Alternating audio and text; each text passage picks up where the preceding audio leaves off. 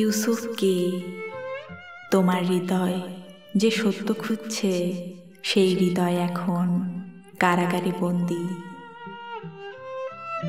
যখন তুমি মুখোমুখি সাক্ষাৎ ছাড়া আর কিছুই চাও না, তখন তারা তোমাকে খাওয়ানোর জন্য মাটি থেকে খড় তুলে আনে। বাড়ি ছেড়ে যাওয়ার জন্য কিছু আমন্ত্রণ আসে, যা বিপজ্জনক। ইউসুফ তার পিতার আশ্রয় ছেড়ে চলে গিয়েছিলেন। তার ভাইয়েরা বলেছিল এটা খুব মজার হবে। আনন্দ লাভ কিংবা টাকা পয়সার জন্য কখনো বন্ধুকে ত্যাগ করো না। কোষাধ্যক্ষ নিজেই তোমাকে বলবে তোমার টাকা শতগুণ বাড়িয়ে দেব, কিন্তু এর বিনিময়ে স্রষ্টার বন্ধুকে ছাড়তে হবে। কখনোই এটা করো না।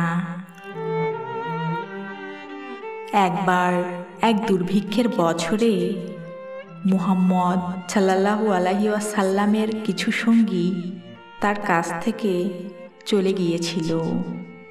যখন তারা শুনেছিল একটা বড় কাফেলা আসছে, তারা চেয়েছিল তাদের কাছে যা খাবার ছিল তা শেষ হওয়ার আগেই কিছু সংগ্রহ করতে। রুটি কিনতে একজন নবীকে ছেড়ে যেও না। তারা গমের দিকে ছুটছিল, কিন্তু গমের মালিকের কাছ থেকে দূরে সরে যাচ্ছিল।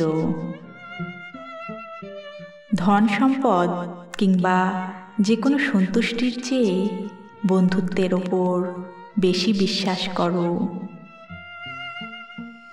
একদিন একটি বাজ পাখি একটি হাঁসকে জলাশয় ছেড়ে উঁচু মালভূমি দেখতে আমন্ত্রণ জানায়।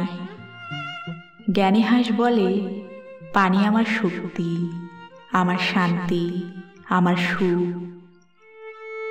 তুমি যেখানে থাকতে ভালোবাসো সেখানে যেতে আমাকে প্রলুব্ধ করো না।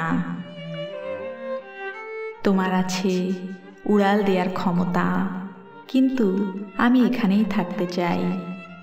এখানে থাকতেই আমি পছন্দ করি। হাঁসটি তার নিরাপদ জায়গায় রয়ে গেল।